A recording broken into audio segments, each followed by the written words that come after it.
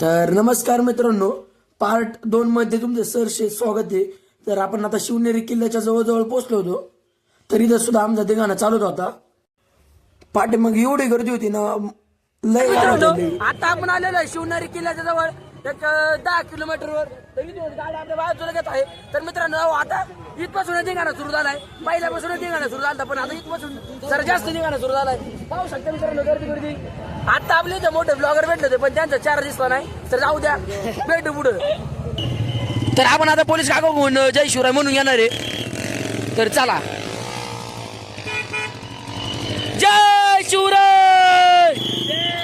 पाहू शकता मित्रांनो, एका गाडीमुळे अख्खा रोड संपला इकडे, आणि इकडे पाहू शकता मागे किती गर्दी आहे। मित्रांनो, आता आपण शिवनेरी किल्ल्यावर जाण्यासाठी एंट्री केलेली आहे, आणि मी छत्रपती शिवाजी महाराजांचं एक मागणं मांडणार आहे, ते तुम्हाला पुढच्या वर्षी सांगणार आहे। मित्रांनो, आता आपण फायनली एंट्री केली, तर पाहू शकता। तर फायनली मित्रांनो, आता आपण शिवनेरी किल्ल्याच्या खाली पोहोचलो होतो। तर आम्हाला आनंद खूपच होता, कारण की फर्स्ट टाइम मी शिवजयंतीला शिवनेरी किल्ल्यावर चालू होतो, त्यामुळे